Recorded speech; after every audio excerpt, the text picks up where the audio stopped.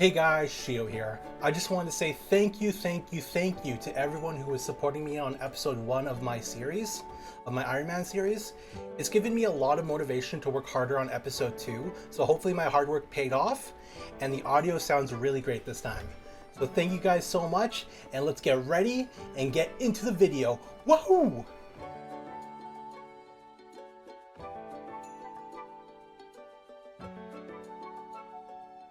Day 7.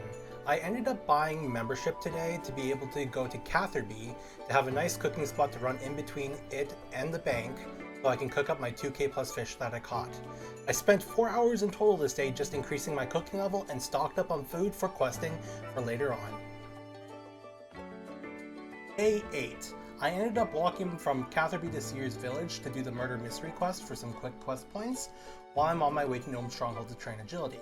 It was at this point I realized they lowered the Draenor Village agility level requirement to do rooftops at Draenor, so I quickly teleported back to Lumbridge and just ran my way back straight to Draenor to do agility up until level 20.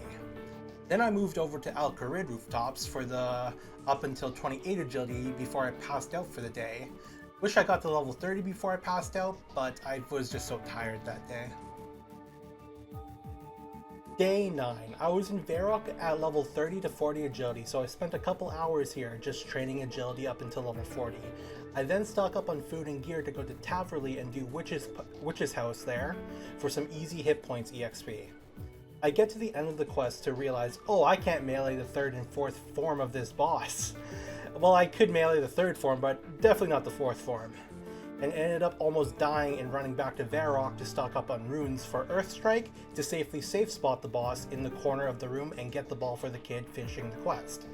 I then get through a bunch of quests such as Herblore quest, Corsair Cove, Vampire Slayer for some easy attack EXP, Below Ice Mountain, Black Knight's Fortress, absolutely love the cutscene in this quest, and Recruitment Drive to get access to Initiate Armor, and the Varrock Museum quiz for level 9 Hunter and Slayer.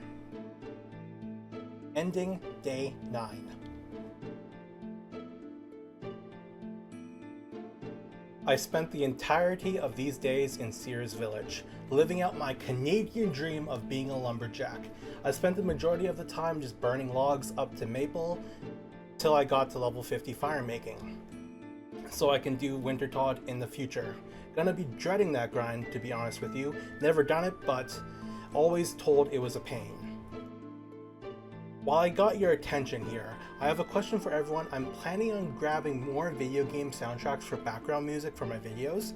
If you have any recommendations, then please leave them down below. At the moment, I'm currently using Super Mario Wonder and Final Fantasy IX music for this video to give it a little bit more ambiance.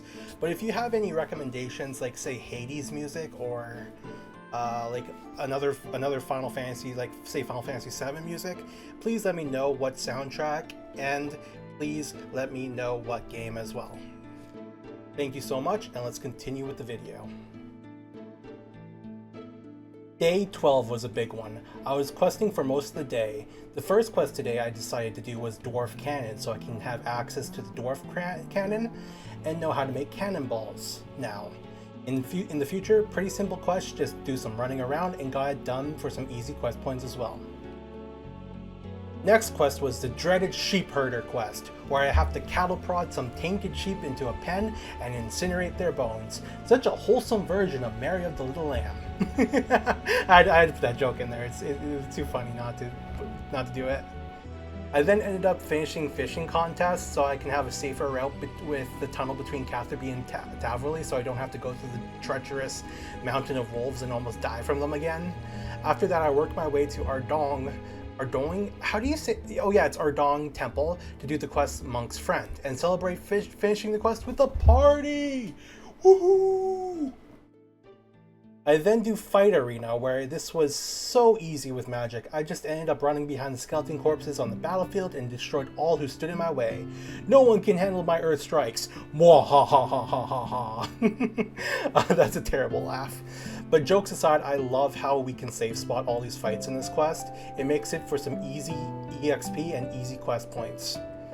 I ended up starting Tree Gnome Village, but didn't realize I couldn't save spot the Warlord and almost ended up dying. So I said, okay, let's train some magic. And what better one to train magic then? On some Zamorak Warriors. Before it used to be, I remember doing Fire Giants for in the past for Rune Skimmies or Rune Scimitar, but I just learned that Zamorak Warriors also have the drop table, and I don't remember this monster until now. I wonder when it was released. But this is the drop table right here, and it's a 1 in 50 chance for a Rune Scimitar. So I ended up killing them for about 40 minutes and got the drop nearing the end of my supply of runes I bought.